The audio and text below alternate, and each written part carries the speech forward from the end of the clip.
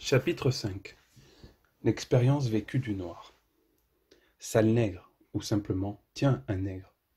J'arrivais dans le monde, soucieux de faire lever un sens aux choses, mon âme pleine du désir d'être à l'origine du monde, et voici que je me découvrais objet au milieu d'autres objets. Enfermé dans cette objectivité écrasante, j'implorais autrui. Son regard libérateur, glissant sur mon corps devenu soudain nul d'aspérité, me rend une légèreté que je croyais perdue, et, m'absentant du monde, me rend au monde. Mais là-bas, juste à contre-pente, je bute, et l'autre, par geste, attitude, regard, me fixe dans le sens où l'on fixe une préparation par un colorant. Je m'emportais, exigeais une explication, rien n'y fit, j'explosais. Voici les menus morceaux par un autre moi réunis. Tant que le noir sera chez lui, il n'aura pas, sauf à l'occasion de petites luttes intestines, à éprouver son être pour autrui. Il y a bien le moment de l'être pour l'autre, dont parle Hegel, mais toute ontologie est rendue irréalisable dans une société colonisée et civilisée. Il semble que cela n'ait pas suffisamment retenu l'attention de ceux qui ont écrit sur la question. Il y a dans la Weltanschauung d'un peuple colonisé une impureté, une tare, qui interdit toute explication ontologique. Peut-être nous objectera-t-on qu'il en est ainsi de tout individu, mais c'est se masquer un problème fondamental. L'ontologie, quand on a admis une fois pour toutes qu'elle laisse de côté l'existence, ne nous permet pas de comprendre l'être du noir, car le noir n'a pas à être noir, mais à l'être en face du blanc. Certains se mettront en tête de nous rappeler que la situation est à double sens. Nous répondons que c'est faux, le noir n'a pas de résistance ontologique aux yeux du blanc. Les nègres du jour au lendemain ont eu deux systèmes de référence par rapport auxquels il aura fallu se situer, leur métaphysique, ou, moins prétentieusement, leurs coutumes et les instances auxquelles elles renvoyaient, étaient abolies parce qu'elles se trouvaient en contradiction avec une civilisation qu'ils ignoraient et qui leur en imposait. Le noir chez lui, au XXe siècle, ignore le moment où son infériorité passe par l'autre. Sans nul doute, il nous est arrivé de discuter du problème noir avec des amis, ou plus rarement avec des noirs, américains. Ensemble, nous protestions et affirmions l'égalité des hommes devant le monde. Il y avait aussi aux Antilles ce petit hiatus qui existe entre la bécaille, la mulâtraille et la négraille, mais nous nous contentions d'une compréhension intellectuelle de ces divergences. En fait, ça n'était pas dramatique, et puis il nous fut donné d'affronter le regard blanc. Une lourdeur inaccoutumée nous oppressa, le véritable monde nous disputait notre part. Dans le monde blanc, l'homme de couleur rencontre des difficultés dans l'élaboration de son schéma corporel. La connaissance du corps est une activité uniquement négatrice. C'est une connaissance en troisième personne. Tout autour du corps règne une atmosphère d'incertitude certaine. Je sais que si je veux fumer, il me faudra étendre le bras droit et saisir le paquet de cigarettes qui se trouve à l'autre bout de la table. Les allumettes, elles, sont dans le tiroir de gauche. Il faudra que je me recule légèrement. Et tous ces gestes, je les fais non par habitude, mais par une connaissance implicite, lente construction de mon moi en tant que corps au sein d'un monde spatial et temporel. Tel semble être le schéma. Il ne s'impose pas à moi. C'est plutôt une structuration définitive du moi et du monde. Définitive car il s'installe entre mon corps et le monde une dialectique effective. Depuis quelques années, des laboratoires ont projeté de découvrir un sérum de dénégrification. Des laboratoires les plus sérieusement du monde ont rincé leurs éprouvettes, réglé leurs balances et entamé des recherches qui permettront aux malheureux nègres de se blanchir, et ainsi de ne plus supporter le poids de cette malédiction corporelle. J'avais créé au-dessus du schéma corporel un schéma historico-racial. Les éléments que j'avais utilisés ne m'avaient pas été fournis par des résidus de sensations et perceptions d'ordre surtout tactile, vestibulaire, synesthésique et visuel, mais par l'autre, le blanc, qui m'avait tissé de 1000 détails, anecdotes, récits. Je croyais avoir à construire un moi physiologique, à équilibrer l'espace, à localiser des sensations. Et voici que l'on me réclamait un supplément. Tiens, un nègre. C'était un stimulus extérieur qui me chiquenaudait en passant. J'esquissais un sourire. Tiens, un nègre. C'est vrai, je m'amusais. Tiens, un nègre. Le cercle peu à peu se resserrait. Je m'amusais ouvertement. Maman, regarde le nègre, j'ai peur. Peur, peur. Voilà qu'on se mettait à me craindre. Je voulais m'amuser jusqu'à m'étouffer, mais cela m'était devenu impossible. Je ne pouvais plus, car je savais déjà qu'existaient des légendes, des histoires, l'histoire et surtout l'historicité que m'avait enseigné Jasper. Alors, le schéma corporel, attaqué en plusieurs points, s'écroula, cédant la place à un schéma épidermique racial. Dans le train, il ne s'agissait plus d'une connaissance de mon corps en troisième personne, mais en triple personne. Dans le train, au lieu d'une, on me laissait deux, trois places. Déjà, je ne m'amusais plus. Je ne découvrais point de coordonnées fébriles du monde. J'existais en triple, j'occupais de la place, j'allais à l'autre.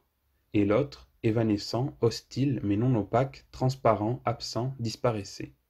La nausée. J'étais tout à la fois responsable de mon corps, responsable de ma race, de mes ancêtres.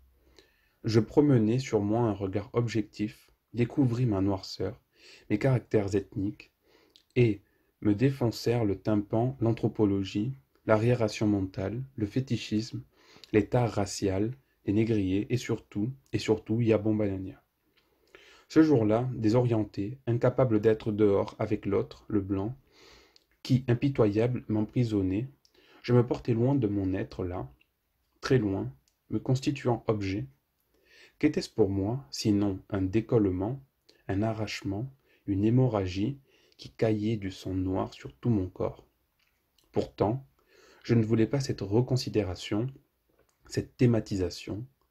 Je voulais tout simplement être un homme parmi d'autres hommes. J'aurais voulu arriver, lisse et jeune, dans un monde nôtre, et ensemble édifié. Mais je refusais toute tétanisation affective. Je voulais être homme, rien qu'homme. D'aucuns me reliaient aux ancêtres miens, esclavagisés, lynchés. J'ai décidé d'assumer. C'est à travers le plan universel de l'intellect que je comprenais cette parenté interne. J'étais petit-fils d'esclaves, au même titre que le président Lebrun l'était de paysans corvéables et taillables. Au fond, l'alerte se dissipait assez rapidement. En Amérique, des nègres sont mis à part. En Amérique du Sud, on fouette dans les rues et l'on mitraille les grévistes nègres. En Afrique occidentale, le nègre est une bête. Et là, tout près de moi, juste à côté, ce camarade de faculté, originaire d'Algérie, qui me dit « Tant qu'on fera de l'arabe un homme comme nous, aucune solution ne sera viable. » Vois-tu, mon cher, le préjugé de couleur, je ne connais pas cela. Mais comment donc entrer, monsieur? Chez nous, le préjugé de couleur n'existe pas. Parfaitement, le nègre est un homme comme nous. Ce n'est pas parce qu'il est noir qu'il est moins intelligent que nous. J'ai eu un camarade sénégalais au régiment, il était très fin.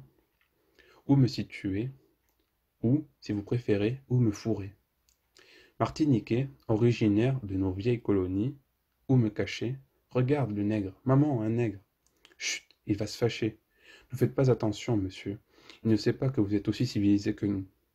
Mon corps me revenait étalé, disjoint, rétamé, tout endeuillé dans ce jour blanc d'hiver. Le nègre est une bête. Le nègre est mauvais. Le nègre est méchant. Le nègre est laid. Tiens, un nègre, il fait froid. Le nègre tremble. Le nègre tremble parce qu'il a froid. Le petit garçon tremble parce qu'il a peur du nègre. Le nègre tremble de froid. Ce froid qui vous tord les os. Le beau petit garçon tremble parce qu'il croit que le nègre tremble de rage. Le petit garçon blanc se jette dans les bras de sa mère. Maman, le nègre va me manger. Alentour le blanc. En haut le ciel s'arrache le nombril. La terre crisse sous mes pieds et un champ blanc, blanc. Toute cette blancheur qui me calcine. Je m'assieds au coin du feu et je découvre ma livrée. Je ne l'avais pas vue. Elle est effectivement laide. Je m'arrête car qui me dira ce qu'est la beauté? Où me fourrer désormais? Je sentais monter des innombrables dispersions de mon être, un afflux aisément reconnaissable. J'allais me mettre en colère. Depuis longtemps, le feu était mort, et de nouveau le nègre tremblait. Regarde, il est beau ce nègre. Le beau nègre vous emmerde, madame. La honte lui orna le visage. Enfin, j'étais libéré de ma rumination. Du même coup, je réalisais deux choses. J'identifiais mes ennemis et je créais du scandale. Comblé, on allait pouvoir s'amuser.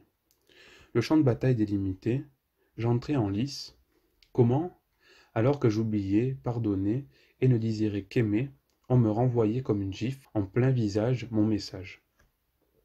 Le monde blanc, seul, honnête, me refusait toute participation. D'un homme, on exigeait une conduite d'homme, de moi une conduite d'homme noir, ou du moins une conduite de nègre. Je hélais le monde, et le monde m'amputait de mon enthousiasme. On me demandait de me confiner, de me rétrécir. Ils allaient voir. Je les avais pourtant mis en garde. L'esclavage, on n'en parlait plus, un mauvais souvenir. Ma prétendue infériorité, une galéjade dont il valait mieux rire. J'oubliais tout, mais à condition que le monde ne me dérobât plus son flanc. J'avais à essayer mes incisives, je les sentais robustes, et puis, comment, alors que moi j'avais toutes les raisons de haïr, détester, on me rejetait, alors que j'aurais dû être supplié, sollicité, on me refusait toute reconnaissance, j'ai décidé, puisqu'il m'était impossible de partir d'un complexe inné, de m'affirmer en tant que noir. Puisque l'autre hésitait à me reconnaître, il ne restait plus qu'une solution, me faire connaître. Jean-Paul Sartre, dans Réflexions sur la question juive, écrit « Ils, les Juifs, se sont laissés empoisonner par une certaine représentation que les autres ont d'eux, et ils vivent dans la crainte que leurs actes ne s'y conforment. Ainsi, pourrions-nous dire que leurs conduites sont perpétuellement surdéterminées de l'intérieur. » Page 123. Toutefois, le juif peut être ignoré dans sa juiverie, il n'est pas intégralement ce qu'il est, on espère, on attend, ses actes, son comportement décident en dernier ressort, c'est un blanc et, hormis quelques traits assez discutables, il lui arrive de passer inaperçu, il appartient à la race de ceux qui de tout temps ont ignoré l'anthropologie. Quelle idée aussi de dévorer son père, c'est bien fait, on n'a qu'à ne pas être nègre. Bien entendu, les juifs sont brimés, que dis-je, ils sont pourchassés, exterminés, enfournés, mais ce sont là petites histoires familiales. Le juif n'est pas aimé à partir du moment où il est dépisté, mais avec moi tout prend un visage nouveau. Aucune chance ne m'est permise, je suis surdéterminé de l'extérieur.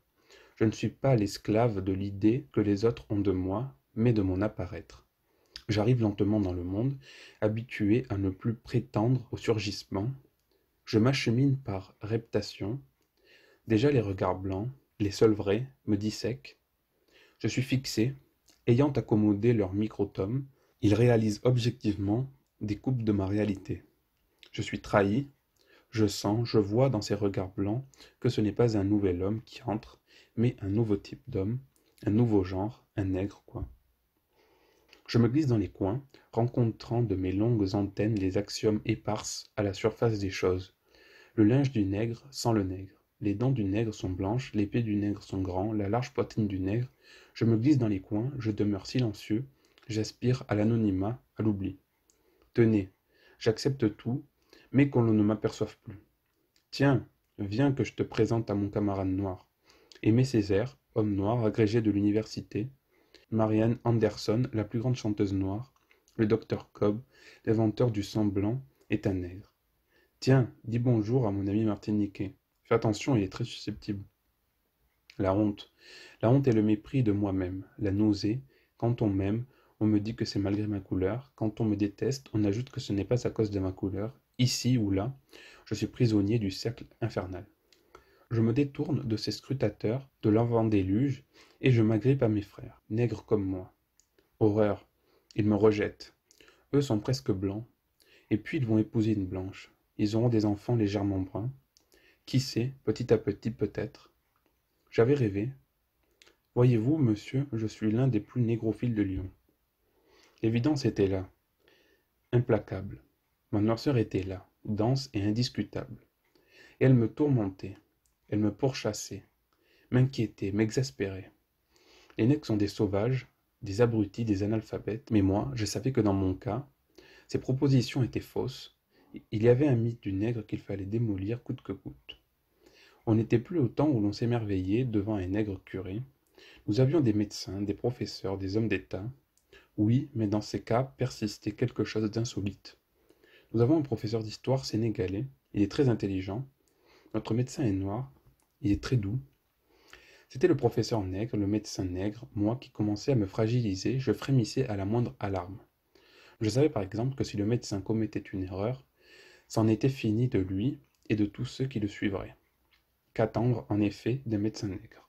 Tant que tout allait bien, on le portait, au nu, mais gare, pas de bêtises, à aucun prix. Le médecin noir ne saura jamais à quel point sa position avoisine le discrédit. Je vous le dis, j'étais emmuré. Ni mes attitudes policées, ni mes connaissances littéraires, ni ma compréhension de la théorie des quanta ne trouvaient grâce. Je réclamais, j'exigeais des explications. Doucement, comme on parle à un enfant, on me révéla l'existence d'une certaine opinion qu'adoptaient certaines personnes, mais, ajoutait-on, il fallait espérer la rapide disparition qu'était-ce le préjugé de couleur. Le préjugé de couleur n'est rien d'autre qu'une haine irraisonnée d'une race pour une autre, le mépris des peuples forts et riches pour ceux qu'ils considèrent comme inférieurs à eux-mêmes, puis l'amer ressentiment de ceux contraints à la sujétion et auxquels il est souvent fait injure. Comme la couleur est le signe extérieur le mieux visible de la race, elle est devenue le critère sous l'angle duquel on juge les hommes sans tenir compte de leurs acquis éducatifs et sociaux. Les races à peau claire en sont venues à mépriser les races à peau sombre, et celles-ci se refusent à consentir plus longtemps à la condition effacée qu'on entend leur imposer. J'avais bien lu, c'était de la haine, j'étais haï, détesté, méprisé, non pas par le voisin d'en face ou le cousin maternel, mais par toute une race. J'étais en butte à quelque chose d'irraisonné. Les psychanalystes disent que pour le jeune enfant, il n'y a rien de plus traumatisant que le contact du rationnel. Je dirais personnellement que, pour un homme qui n'a comme arme que la raison, il n'y a rien de plus névrotique que le contact de l'irrationnel. Je sentis naître en moi des lames de couteau, je pris la décision de me défendre. En bon tacticien, je voulus rationaliser le monde, montrer aux Blancs qu'il était dans l'erreur. Chez le Juif, dit Jean-Paul Sartre, il y a une sorte d'impérialisme passionné de la raison, car il ne veut pas seulement convaincre qu'il est dans le vrai, son but est de persuader ses interlocuteurs qu'il y a une valeur absolue et inconditionnée du rationalisme. Il se considère comme un missionnaire de l'universel, en face de l'universalité de la religion catholique, dont il est exclu. Il veut établir la catholicité, du rationnel instrument pour atteindre le vrai et le lien spirituel entre les hommes. Et ajoute l'auteur, s'il s'est trouvé des juifs pour faire de l'intuition la catégorie fondamentale de leur philosophie, leur intuition ne ressemble en rien à l'esprit de finesse pascalien, et c'est cet esprit de finesse incontestable et mouvant, fondé sur 1000 perceptions imperceptibles, qui paraît aux juifs son pire ennemi. Quant à Bergson, sa philosophie offre l'aspect curieux d'une doctrine anti-intellectualiste entièrement bâtie par l'intelligence la plus raisonneuse et la plus critique. C'est en argumentant qu'il établit l'existence d'une durée pure, d'une intuition philosophique, cette intuition même qui découvre la durée ou la vie. Elle est universelle en ce que chacun peut la pratiquer, et elle porte sur l'universel puisque ces objets peuvent être nommés et conçus. Avec ardeur, je me mis à inventorier, à sonder l'entourage. Au gré des temps, on avait vu la religion catholique justifier puis condamner l'esclavage et les discriminations. Mais, en ramenant le tout à la notion de dignité humaine, on éventrait le préjugé. Les scientifiques, après beaucoup de réticences, avaient admis que le nègre était un être humain. In vivo et in vitro, le nègre s'était révélé analogue au blanc. Même morphologie, même histologie, la raison s'assurait la victoire sur tous les plans. Je réintégrai les assemblées, mais je dus déchanter. La victoire jouait au chat et à la souris, elle me narguait, comme disait l'autre. Quand je suis là, elle n'y est pas. Quand elle est là, je n'y suis plus. Sur le plan de l'idée, on était d'accord, le nègre est un être humain, c'est-à-dire, ajoutaient les moins convaincus, qu'il a comme nous le cœur à gauche, mais le blanc, sur certaines questions, demeurait intraitable. À aucun prix il ne voulait d'intimité entre les races, car, on le sait, les croisements entre races différentes abaissent le niveau physique et mental. Jusqu'à ce que nous ayons une connaissance mieux fondée des effets du croisement des races, nous ferions mieux d'éviter les croisements entre races très éloignées. Quant à moi, je saurais bien comment réagir, et, en un sens, si j'avais à me définir, je dirais que j'attends, j'interroge les alentours, j'interprète tout à partir de mes découvertes, je suis devenu sensitif.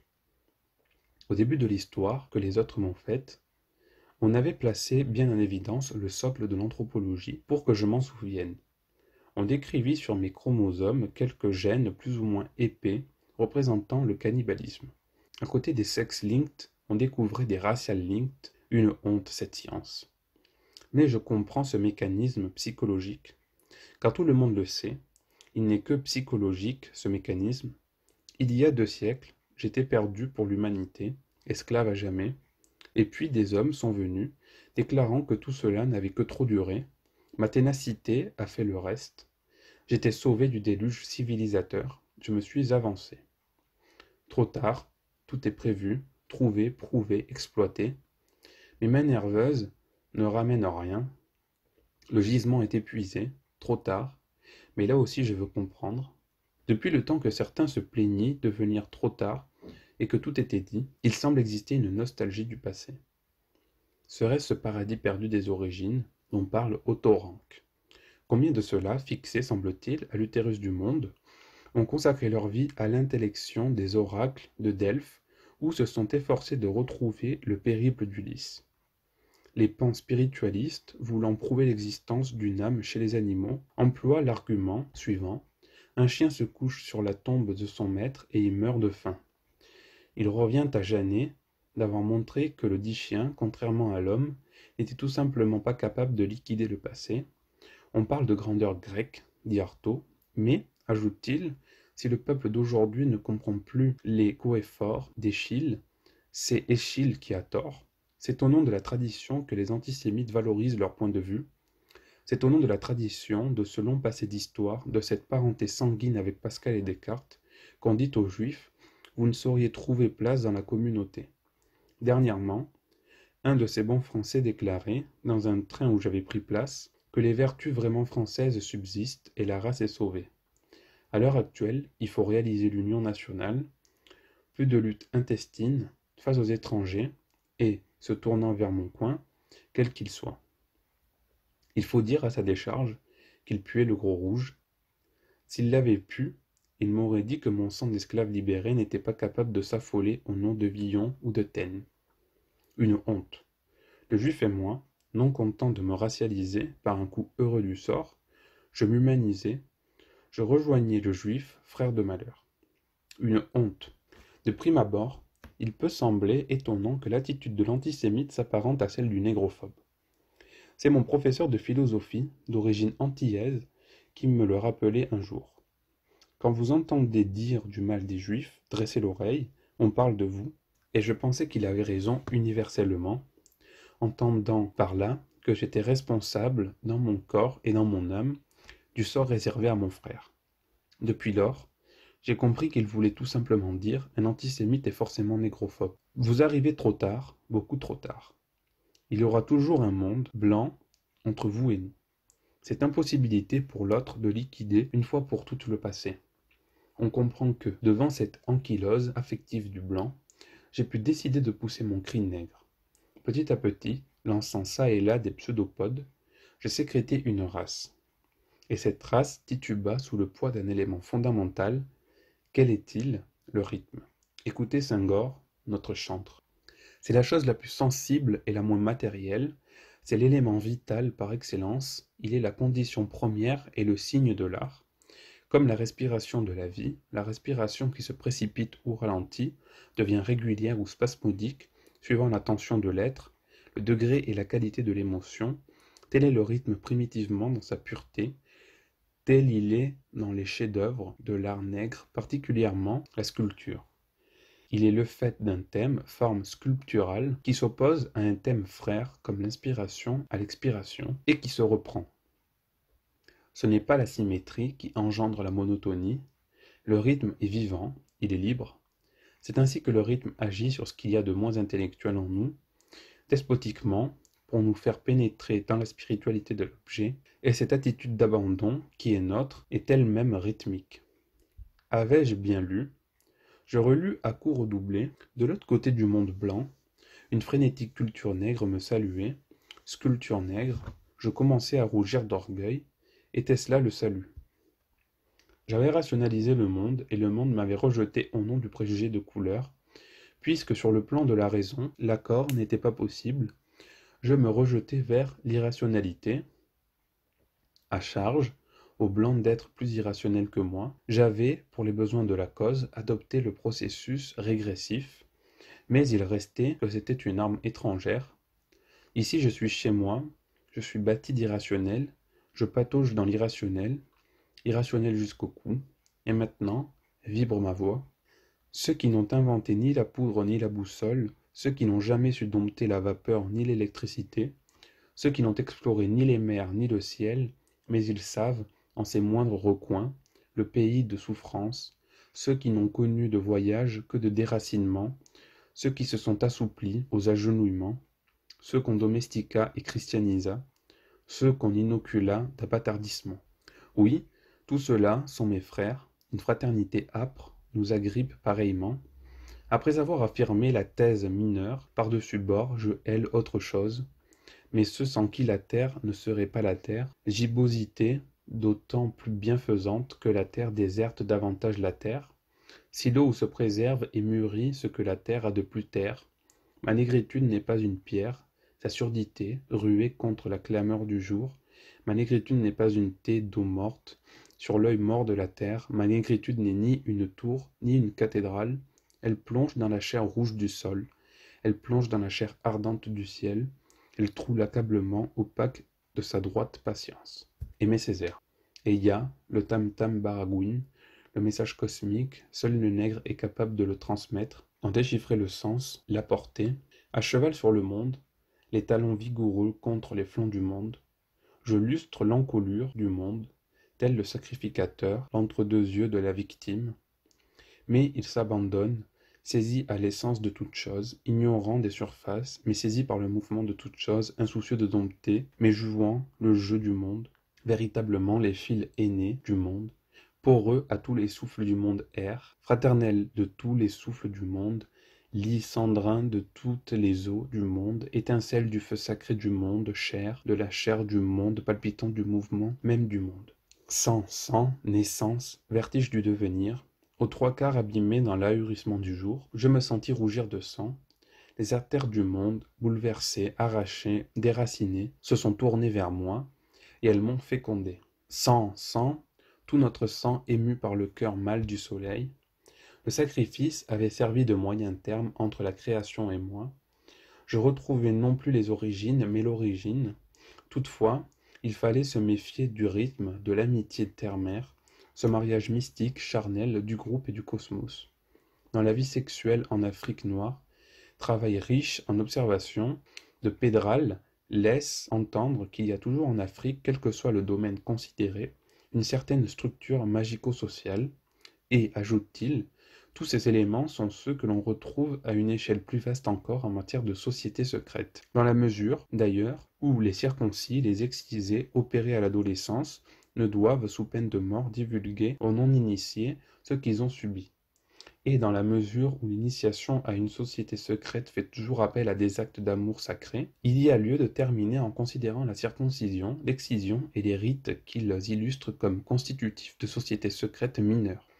Je marche sur des chardons blancs, des nappes d'eau menacent mon âme de feu. Face à ces rites, je redouble d'attention. Magie noire, orgie, sabbat, cérémonie païenne, gris-gris. Le coït est l'occasion d'invoquer les dieux de la fratrie. C'est un acte sacré, pur, absolu, favorisant l'invention de forces invisibles.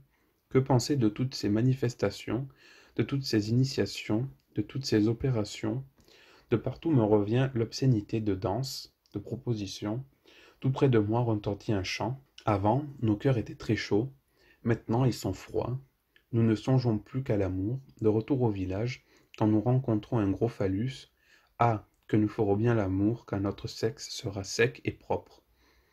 Le sol, tout à l'heure, encore coursier, maîtrisé, se met à rigoler. Sont-ce des vierges, ces nymphomanes?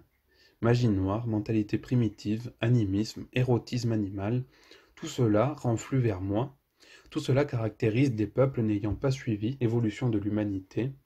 Il s'agit là, si l'on préfère, d'humanité au rabais. Parvenu à ce point, j'hésitais longtemps avant de m'engager.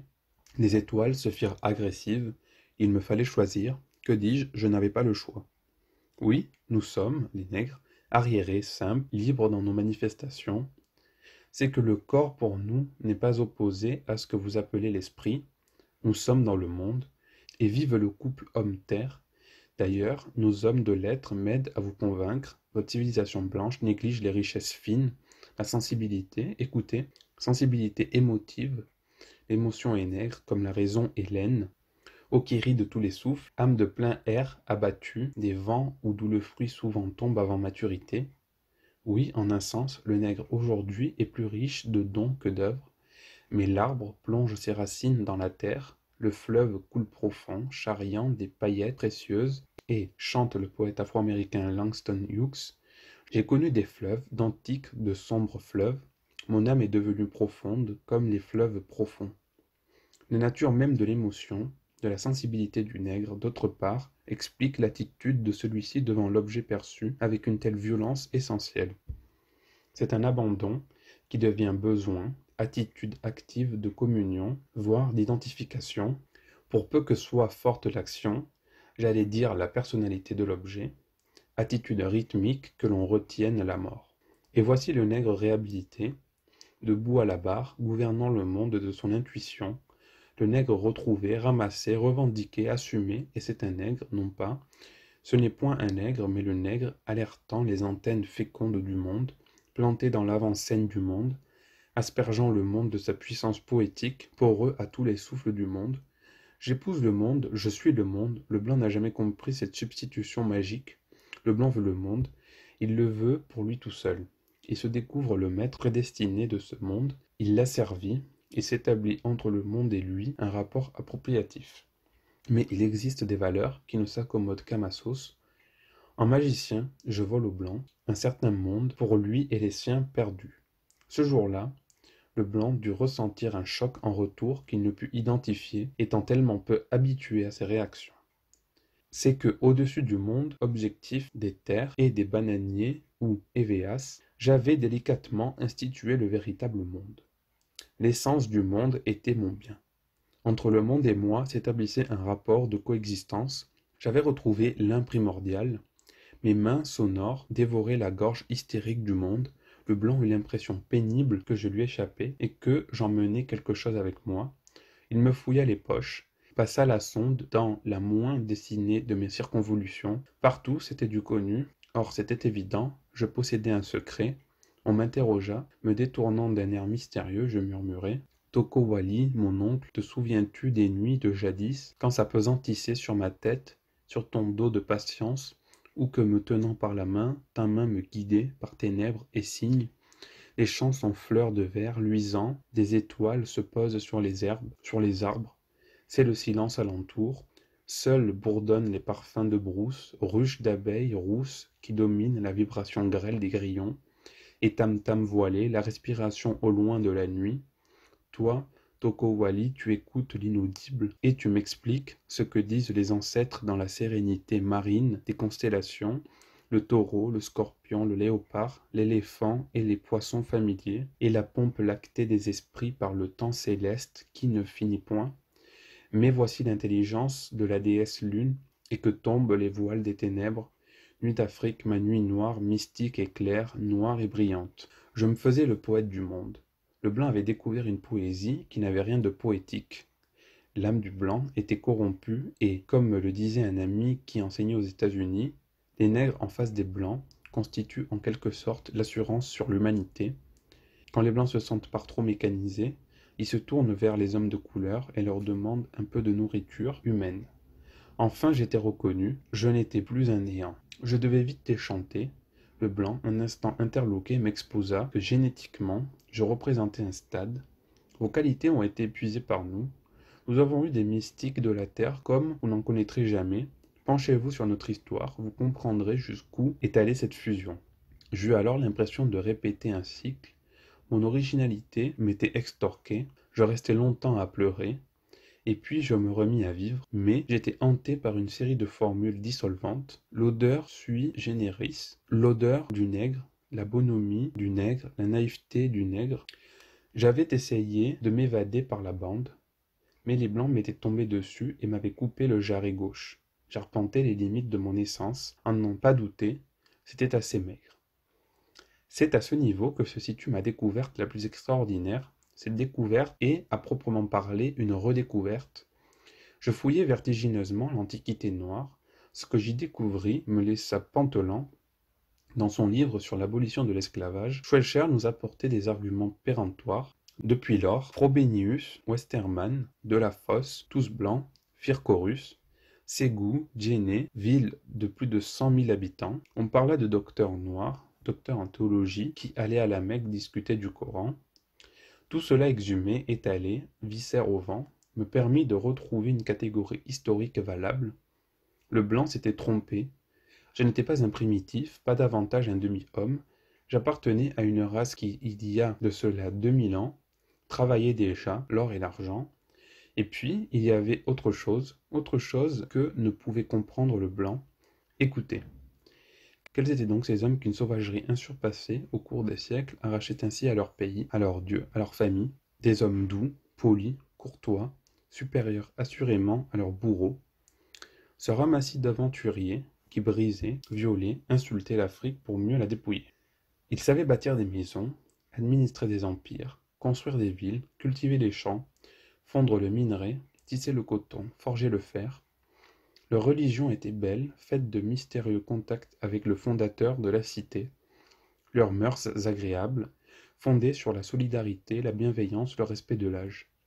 Aucune coercition, mais l'entraide, la joie de vivre, la discipline librement consentie, ordre, intensité, poésie et liberté, de l'individu sans angoisse au chef presque fabuleux, une chaîne continue de compréhension et de confiance. Pas de science, certes, mais ils avaient pour les protéger de la peur, des grands mythes, où l'observation la plus fine et l'imagination la plus hardie s'équilibraient et se fondaient. Pas d'ARTV, ils avaient leur magnifique sanctuaire, où l'émotion humaine n'explose jamais si farouchement qu'elle n'organise selon les obsédantes lois du rythme les grands plans d'une matière sommée de capter pour les redistribuer les forces les plus secrètes de l'univers. Des monuments en plein cœur de l'Afrique, des écoles, des hôpitaux, pas un bourgeois du XXe siècle, pas un Durand, un Smith ou un Brown qui en soupçonne l'existence dans l'Afrique d'avant les Européens. Mais Schweitzer en signale l'existence d'après Caillé, Molien, les frères Kander, et s'il ne signale nulle part que lorsque les Portugais débarquèrent sur les rives du Congo en 1498, ils y découvrirent un état niche et florissant et qu'à la cour d'Ambas, les grands étaient vêtus de soie et de brocart. Il sait du moins que l'Afrique s'est élevée d'elle-même à une conception juridique de l'État et il soupçonne, en plein siècle d'impérialisme, qu'après tout, la civilisation européenne n'est qu'une civilisation parmi les autres et pas la plus tendre. Je remettais le blanc à sa place, enhardi, je le bousculai et lui jetai à la face « Accommodez-vous de moi, je ne m'accommode de personne », je ricanai à pleine étoile. Le blanc, c'était visible, grondait. Son temps de réaction s'allongeait indéfiniment. J'avais gagné, j'exultais. Laissez là votre histoire, vos recherches sur le passé, et essayez de vous mettre à notre rythme. Dans une société comme la nôtre, industrialisée à l'extrême, scienticisée, il n'y a plus de place pour votre sensibilité. Il faut être dur pour être admis à vivre. Il ne s'agit plus de jouer le jeu du monde, mais bien de l'asservir à coups d'intégrales et d'atomes. Bien sûr, me disait-on, de temps à autre, quand nous serons fatigués de la vie de nos buildings, nous irons à vous comme à nos enfants, vierges, étonnés, spontanés. Nous irons à vous comme à l'enfance du monde. Vous êtes si vrai dans votre vie, c'est-à-dire si badin. Abandonnons pour quelques instants notre civilisation cérémonieuse et polie et penchons-nous sur ces têtes, ces visages adorablement expressifs en un sens. Vous nous réconciliez avec nous-mêmes. Ainsi, à mon irrationnel, on opposait le rationnel. À mon rationnel, le véritable rationnel, à tous les coups, je jouais perdant. J'expérimentais mon hérédité. Je fis un bilan complet de ma maladie. Je voulais être typiquement nègre, ce n'était plus possible. Je voulais être blanc, il valait mieux en rire. Et quand j'essayais, sur le plan de l'idée et de l'activité intellectuelle, de revendiquer ma négritude, on me l'arrachait. On me démontrait que ma démarche n'était qu'un terme dans la dialectique, mais il y a plus grave, le nègre, nous l'avons dit, se crée un racisme antiraciste. Il ne souhaite nullement dominer le monde, il veut l'abolition des privilèges ethniques, d'où qu'ils viennent, Il affirme sa solidarité avec les opprimés de toutes couleurs. Du coup, la notion subjective, existentielle, ethnique de négritude passe, comme dit Hegel, dans celle objective, positive, exacte de prolétariat. Pour Césaire, dit Senghor, le blanc symbolise le capital, comme le nègre le travail. À travers les hommes à peau noire de sa race, c'est la lutte du prolétariat mondial qu'il chante. C'est facile à dire, moins facile à penser. Et sans doute, ce n'est pas par hasard que les chantres les plus ardents de la négritude sont en même temps des militants marxistes. Mais cela n'empêche que la notion de race ne se recoupe pas avec celle de classe. Celle-là est concrète et particulière, celle-ci universelle et abstraite, l'une ressortie à ce que Jasper nomme compréhension et l'autre à l'intellection. La première est le produit d'un syncrétisme psychobiologique et l'autre est une construction méthodique à partir de l'expérience. En fait, la négritude apparaît comme le temps faible d'une progression dialectique, l'affirmation théorique et pratique de la suprématie du blanc et la thèse. La position de la négritude comme valeur anti-éthique est le moment de la négativité. Mais ce moment négatif n'a pas de suffisance par lui-même, et les Noirs qui en usent le savent fort bien. Ils savent qu'il vise à préparer la synthèse ou réalisation de l'humain dans une société sans race. Ainsi, la négritude est pour se détruire, et les passages et non l'aboutissement, moyen et non fin dernière. Quand je lus cette page de Sartre, Orphée noir, je sentis qu'on me volait ma dernière chance. Je déclarai à mes amis, la génération des jeunes poètes noirs vient de recevoir un coup qui ne pardonne pas. On avait fait appel à un ami des peuples de couleur, et cet ami n'avait rien trouvé de mieux que montrer la relativité de leur action. Pour une fois, cet hégélien né avait oublié que la conscience a besoin de se perdre dans la nuit de l'absolu, seule condition pour parvenir à la conscience de soi. Contre le rationalisme, il rappelait le côté négatif, mais en oubliant que cette négativité tire sa valeur d'une absoluité quasi substantielle. La conscience engagée dans l'expérience doit ignorer les essences et les déterminations de son être. Orphée noir est une date dans l'intellectualisation de l'existé noir.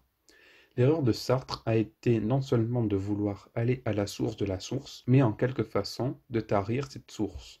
La source de la poésie tarira-t-elle? Oui, ou bien le grand fleuve noir coulera-t-il malgré toute la mer dans laquelle il se jette?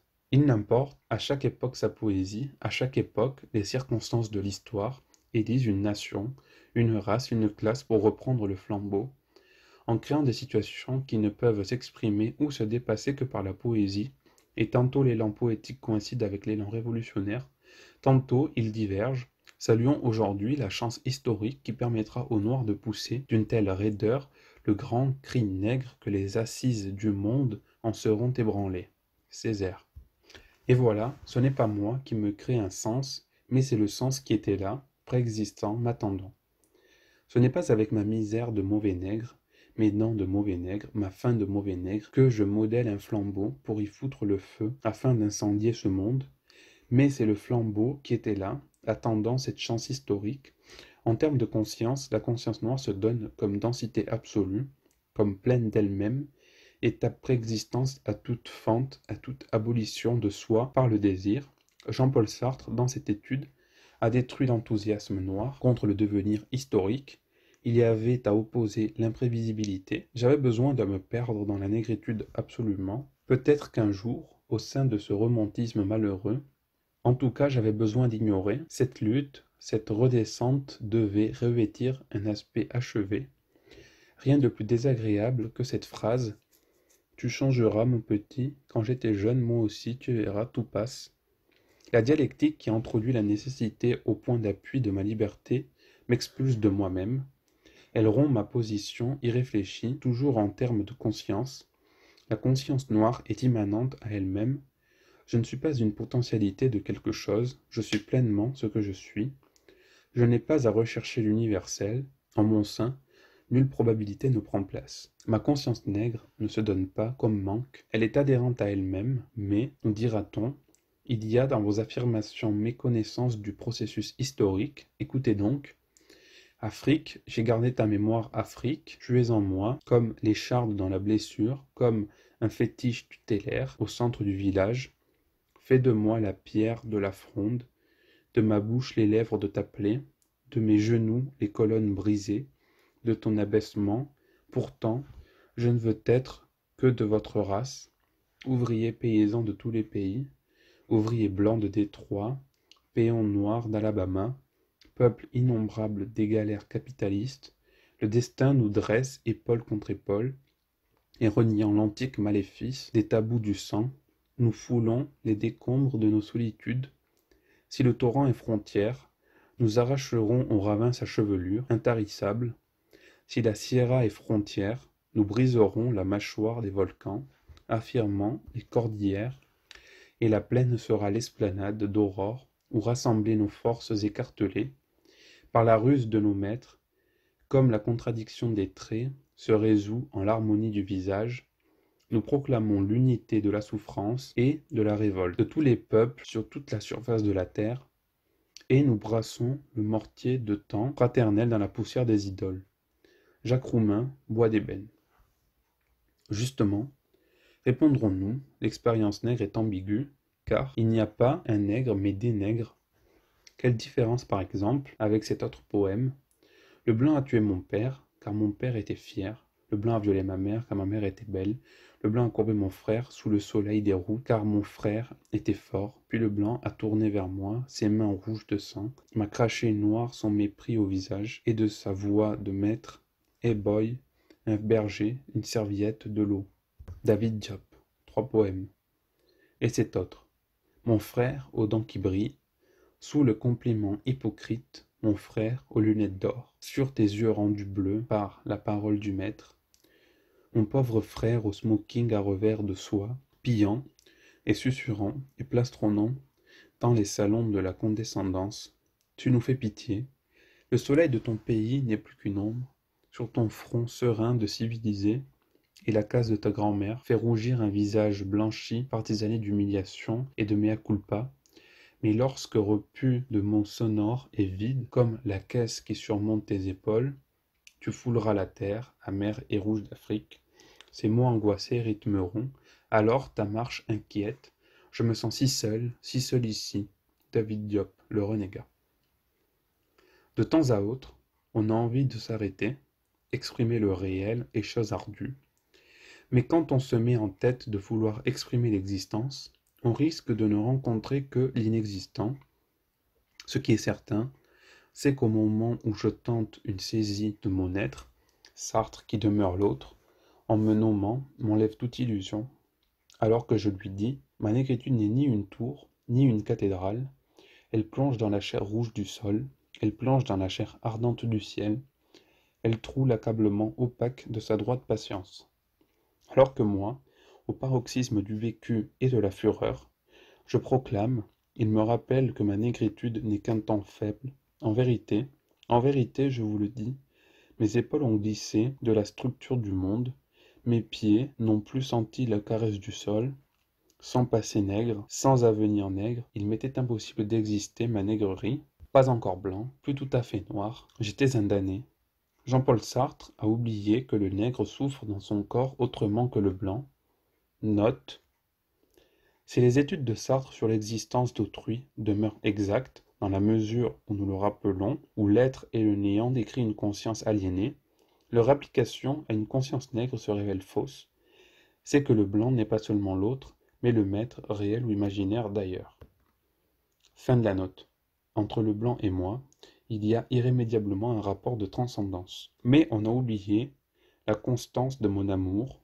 Si je me définis comme tension absolue d'ouverture, et je prends cette négritude, et, les larmes aux yeux, j'en reconstitue le mécanisme, ce qui avait été mis en pièces et par mes mains, lianes intuitives, rebâties, édifiées. Puis, violente, retentit ma clameur, je suis un nègre, je suis un nègre, je suis un nègre. Et c'est mon pauvre frère, vivant à l'extrême sa névrose, qui se découvre paralysé. Le nègre, je ne peux pas, madame. Lisez. Quoi? Le nègre. Je ne peux pas tirer sur les blancs. Lisez. Vraiment, ils vont se gêner, eux. Le nègre. Ce sont des blancs, madame. Lisez. Et alors? Parce qu'ils sont blancs, ils ont le droit de te saigner comme un cochon. Le nègre. Ce sont des blancs. Sentiment d'infériorité? Non. Sentiment d'inexistence. Le péché est nègre comme la vertu est blanche. Tous ces blancs réunis, le revolver au poing, ne peuvent pas avoir tort. Je suis coupable, je ne sais pas de quoi, mais je sens que je suis un misérable. Le nègre. C'est comme ça, madame. C'est toujours comme ça avec les blancs. Lizzie. Toi aussi tu te sens coupable? Le nègre. Oui, madame. C'est Bigger Thomas qui a peur, une peur affreuse. Il a peur, mais de quoi a-t-il peur? De lui-même. On ne sait pas encore qui il est, mais il sait que la peur habitera le monde quand le monde saura. Et quand le monde sait, le monde attend toujours quelque chose du nègre. Il a peur que le monde sache, il a peur de la peur qui serait celle du monde si le monde savait. Comme cette vieille femme qui nous supplie à genoux de l'attacher à son lit. Je sens, docteur, à tout instant cette chose qui me prend. Quelle chose? L'envie de me suicider. Attachez-moi, j'ai peur.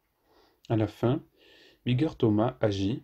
Pour mettre fin à la tension, il agit, il répond à l'attente du monde. C'est le personnage de If He Hollers, Let Him Go, qui fait justement ce qu'il ne voulait pas faire.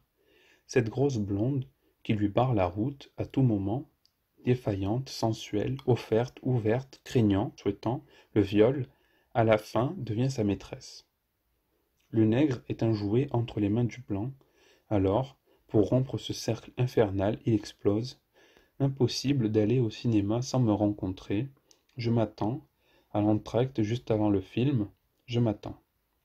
Ceux qui sont devant moi me regardent, m'épient, m'attendent. Un nègre roume va apparaître. Le cœur me tourne la tête.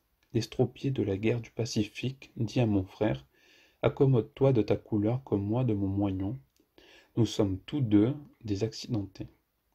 Pourtant, de tout mon être, je refuse cette amputation. Je me sens une âme aussi vaste que le monde, véritablement une âme profonde comme la plus profonde des rivières.